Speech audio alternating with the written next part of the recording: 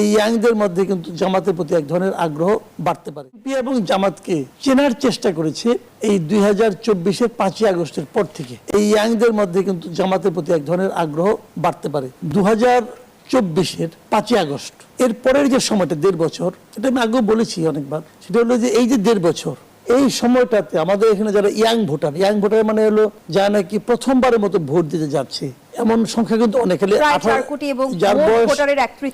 যার বয়স আজকে 18 বছর হলো সেই কিন্তু প্রথম ভোটার না। যার বয়স 32 বছর 35 বছর তারাও কিন্তু অনেকে প্রথম ভোটার, কারণ তারা হয়তো আগে ভোট দিতে পারে নাই অথবা দেয় নাই, তারাও কিন্তু প্রথম ভোটার। এই যারা প্রথম ভোটার না, এরা আসলে বিএনপি আর জামাতকে আগে দেখে নাই। তারা বলতে পারবে না যে বিএনপি আগে কেমন ছিল, কেমন সরকার চালাইছে, জামাত আগে কেমন ছিল তাও তারা জানে না, অথবা সরকারে গেলে এরা কেমন হয়, এদের তো 2006-এর কোনো স্মৃতি নাই।